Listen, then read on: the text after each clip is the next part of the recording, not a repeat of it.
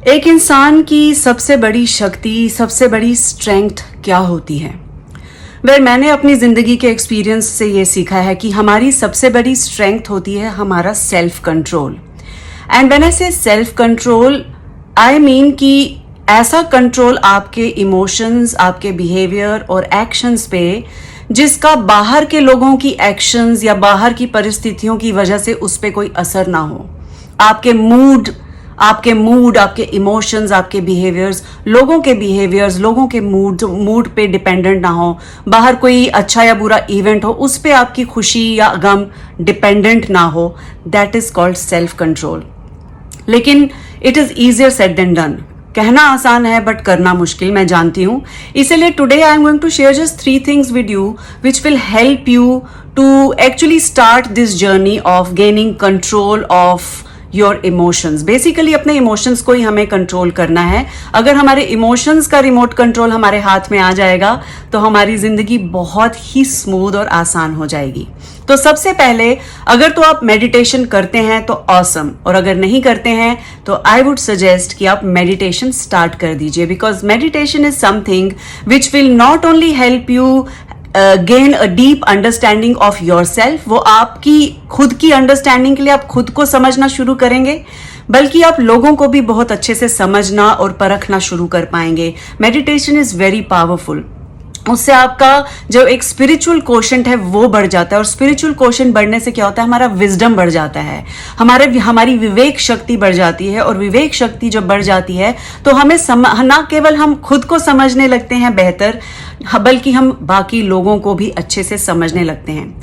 आप खुद सोचिए, अगर आप अपने सामने वाले इंसान को may be that person is angry और that person said something bad to you, उसने आपको कुछ बुरा बोला, लेकिन अगर आप मेडिटेशन करते हैं तो you will not react, you will first respond and tell yourself कि this person is coming from somewhere, it is not about me, it is about this person. ये इस बंदे या बंदी की प्रॉब्लम है, मेरी प्रॉब्लम नहीं है। इस तरह का एक विजडम, एक विवेक शक्ति आपके अंदर पैदा होती है जब आप रेगुलर मेडिटेशन करते हैं।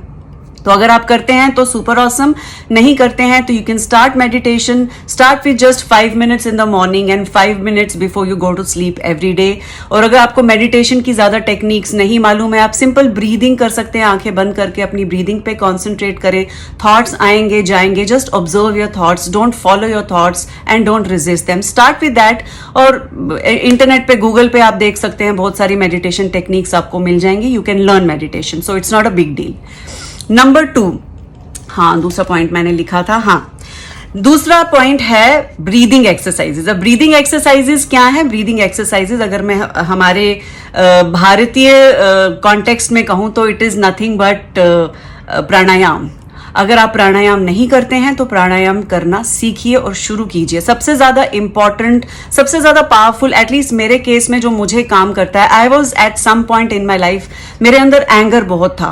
मैं एंगर को I was not an angry person. लोगों को लगता था बहुत शांत है, बट मैं अपना गुस्सा अंदर दबा लेती थी। मुझे आदत थी गुस्से को दबाने की, तो अंदर मेरे बहुत गुस्सा भरा हुआ था। लेकिन जब मैंने ब्रीदिंग एक्सरसाइजेज शुरू किए, specially pranayama, anulom vilom, to be very particular, to be very very clear, this particular pranayam helped me a great deal to get calmer। और ना सिर्फ इसने मुझे काम किया, बल्कि मेरे अंदर जो पेंट अप एंगर था, गुस्सा था, उसको धीरे धीरे इसने रिलीज किया। तो मैं हर दिन सुबह 15 से 20 मिनट अनुलोम विलोम तो करती ही हूं, विदाउट एनी ब्रेक। अगर सुबह मिस हो जाए, दोपहर को, शाम को, कभी भी कर लेती हूं। But breathing exercises are very very powerful, and इससे आपके अंदर एक सेल्फ कंट्रोल की स्ट्रेंथ जो है वो बिल्ड होती है। It is very powerful. तो अगर आप नहीं करते हैं तो स्टार्ट कीजिए, कर रहे हैं ऑलरेडी तो अगेन अ थम्स अप। और तीसरा पॉइंट जो है, तीसरा पॉइंट बहुत इंपॉर्टेंट है, वो है सेल्फ इंट्रोस्पेक्शन। सेल्फ इंट्रोस्पेक्शन से मेरा मतलब है आत्मविश्लेषण, अपना विश्लेषण खुद करना, खुद अपने आप को देखना कि where am I standing right now, अपने आप को डिस्कवर करना। उसके लिए आप अपने आप से प्रश्न पूछिए। For example see self introspection is something which will come naturally to you. अगर आप मेडिटेटर हैं और बहुत सालों से मेडिटेट करते हैं तो आपके लिए सेल्फ इंट्रोस्पेक्शन बहुत आसान हो जाएगा। इसीलिए मैंने ये 3 चीजें आपको पर्टिकुलरली बताई हैं। अगर आप ये तीनों करेंगे तो सेल्फ इंट्रोस्पेक्शन एक ऑटोमेटिक आपके अंदर कल्टिवेट होना शुरू हो जाएगा। लेकिन to start off with you can ask your self some powerful questions, जैसे कि आप ये अपने आप से पूछ सकते हैं, कौन सा ऐसा एक्शन उस बंदा या उस बंदे या उस बंदी का मुझे ट्रिगर करता है, मेरे अंदर एंगर या फ्रस्ट्रेशन ट्रिगर करता है। अपने आप से यही क्वेश्चन पूछे कि बाहर के लोगों के कौन से ऐसे एक्शंस, कौन सी ऐसी एक्टिविटीज से मेरे अंदर एक नेगेटिव इमोशन ट्रिगर होता है। ये क्वेश्चन पूछिए, इससे आप अपने आप को बेहतर समझ पाएंगे। जब आप खुद को बेहतर समझ पाएंगे तो आप अपने ऊपर बेहतर काम कर पाएंगे। So that is the power of self introspection. Ask your self these powerful question. अपने आप से पूछिए, मेरे अंदर ऐसे कौन से स्किल्स हैं या कौन सा ऐसा स्किल है जो अभी भी मेरे अंदर है जो मुझे जिंदगी में आगे लेकर जा सकता है, या फिर मैं ऐसे कौन से नए स्किल्स सीख सकती या सीख सकता हूं जो मुझे जिंदगी में आगे बढ़ा सकते हैं, मुझे ग्रो करा सकते हैं। I can grow as a person if I learn these skills. And what are the skills that I already possess जो मुझे एक नेक्स्ट लेवल पे ले जा सकते हैं, सक्सेस की, प्रोग्रेस की मेरी जिंदगी में। ये एक बहुत पावरफुल क्वेश्चन है। मैं अपने आप से जो पूछती हूँ मैं वही आप लोगों से शेयर कर रही हूँ। और last but not the least, एक चीज पूछना बहुत जरूरी है अपने आप से। ये अपने आप से हमेशा पूछिए कि मेरी जिंदगी का कौन सा ऐसा एरिया या एरियाज हैं जो मुझे बहुत चैलेंजिंग लगते हैं। फॉर एग्जाम्पल, मुझे अपनी जिंदगी का एक एरिया था, वो मेरा हेल्थ का एरिया था, जो मुझे बहुत ही चैलेंजिंग लगता था। कुछ भी करती थी मेरी हेल्थ इंप्रूव नहीं होती थी। फिर मेरे को एक वेट गेन हो गया था, बहुत ज्यादा मोटी हो गई थी, तो वो एक एरिया था जो मुझे बहुत चैलेंजिंग लगता था। बहुत एक्शन लेने पर भी उसमें रिजल्ट्स नहीं मिलते थे। या फिर हो सकता है किसी की जिंदगी में कोई फाइनेंशियल एस्पेक्ट ऐसा हो जो काम नहीं कर रहा है, या करियर का एस्पेक्ट है जो काम नहीं कर रहा है, या कोई रिलेशनशिप इश्यूज हैं जो काम नहीं कर रहे हैं। तो अपने आप से ये क्वेश्चन जरूर पूछिए कि ऐसा कौन सा एरिया है मेरी जिंदगी में या एरियाज हैं जो अभी काम नहीं कर रहे हैं और जो मेरे को बहुत चैलेंजिंग लग रहे हैं। मैं मेहनत कर रहा हूं, मेहनत कर रही हूं, बट मुझे रिजल्ट्स नहीं मिल रहे हैं।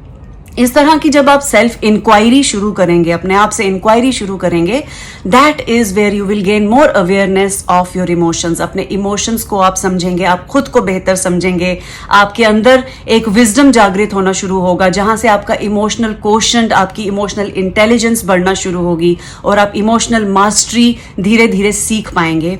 And that is how we live life. You know, this is something that I call the art of living. This is the biggest art of living, if I can really say that. This is the biggest art of living that one can learn.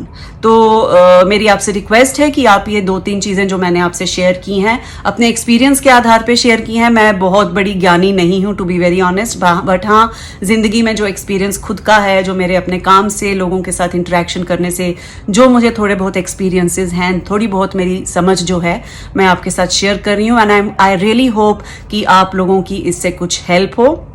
तो नीचे comment section में जरूर share कीजिएगा आपको ये video कैसा लगा और इससे आपने क्या कौन सी आपको ऐसी चीज अच्छी लगी इस वीडियो में, which was like you know एक बल्ब ऑन मोमेंट था। ओ वाओ, या दिस इज गुड। इस तरह का अगर कोई मोमेंट था, कोई आहा मोमेंट जिसको कहते हैं, तो जरूर शेयर कीजिएगा नीचे कमेंट्स में। And I will see you very soon.